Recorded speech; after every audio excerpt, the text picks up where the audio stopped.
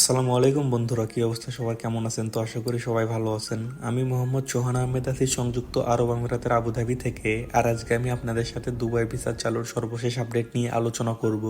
তো চলুন আজকের এই ভিডিওটি শুরু করা যাক। তো বন্ধুরা, শুরুতেই বলে রাখি, সংযুক্ত আরব আমিরাতের বেশিরভাগ ভিসাগুলো এখন বন্ধ।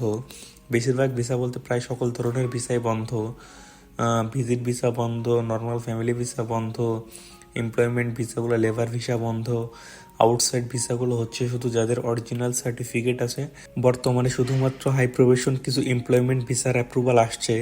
দেখা যাচ্ছে সেগুলোতেও 100% সিওরিটি না, কারণ দেখা যায় যে লেবার পাস করানোর পরে ইমিগ্রেশন থেকে অনেক সময় ভিসা রিজেক্ট করে দেয়।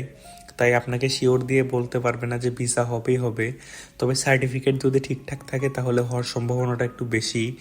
এছাড়া নর্মাল ভিসাগুলো তো বন্ধ, আগেই বলে রাখলাম। আর দেশের ভিতরে এখানে সংযুক্ত আরব আমিরাতের মধ্যেও ভিসা বন্ধ। এখানে দেখা যাচ্ছে যে আপনার লেবার ভিসা তো বন্ধ, ট্রান্সফার বন্ধ। এছাড়া আপনি যদি এখান থেকে ক্যান্সেল হয়ে যান তাহলে দেখা যাবে যে আপনার যদি সার্টিফিকেট থাকে তাহলে হাই প্রভিশন ভিসা লাগাতে হবে, অন্যথায় আপনাকে আরবি ঘরের ভিসা লাগাতে হবে। তাই আমি আপনাদের সাজেস্ট করব, আপনাদের যদি সার্টিফিকেট না থাকে এবং আপনারা বাইরে কাজ করতে চান তাহলে ভিসা না ক্যান্সেল করাই ভালো হবে। কারণ আপনি ভিসা ক্যান্সেল করার পরে এখন সার্টিফিকেট ছাড়া আর ভিসা করতে পারবেন না।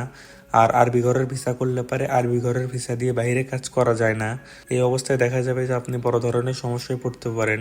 তো এই ছিল দুবাইয়ের ভিসা চালুর সর্বশেষ আপডেট। তবে আশা করা যাচ্ছে খুব শীঘ্রই চালু হয়ে যাবে ভিসাগুলো।